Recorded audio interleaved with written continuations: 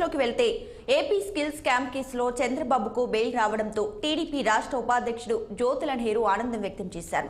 తమ నాయకుడి మీద కేసు పెట్టి 2 నెలలు గడుస్తున్నా ఒక్క ఆధారాన్ని కూడా కోర్టుకు సమర్పించలేకపోయారని విమర్శించారు. చంద్రబాబు ఆరోగ్యానికి సంబంధించిన విషయంలో వ్యక్తిగత విమర్శలు చేయడం సరికాదన్నారు. కోర్టుల్ని చట్టాన్ని గౌరవించేటటువంటి ఒక రాజకీయ పార్టీగా, ఒక రాజకీయ పార్టీ నాయకుడిగా కోర్టు ఆదేశాలను అనుసరించి తొందరలోనే మేము జనంలోకి రావడం, మా నాయకుడు చంద్రబాబు నాయుడు గారు జనంలోకి రావడం జరుగుతుంది.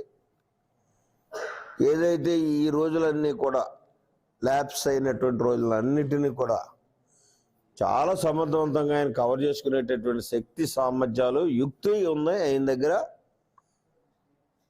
నీ పప్పలే ఉడకో జగన్మోహన్ రెడ్డి, ఖచ్చితంగా తొందరలోనే రోడ్డు మీదకి వస్తాడు. మళ్ళీని నువ్వు ఎంత రాజకీయ ఎత్తుగడతో నియంత్రించాలనుకున్నా నీ ఆటలు సాగనటువంటి విధానంలో భవిష్యత్ ప్రణాళికలతో ముందుకు రాబోతాడు.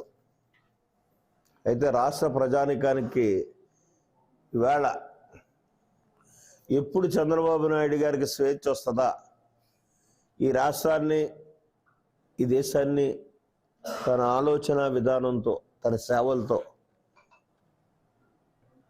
సేవ చేయడానికి ముందుకు వస్తాడా అని ఆశగా ఎదురు చూసినటువంటి రాష్ట్ర ప్రజానీకానికి కూడా ఇవాళ స్వేచ్ఛావాయువులు పీల్చుకున్నారు. నేను ఇందాక చెప్పినట్టుగా న్యాయానికి సంఖ్యలు వీడాయి కాబట్టి ప్రజలందరూ కూడా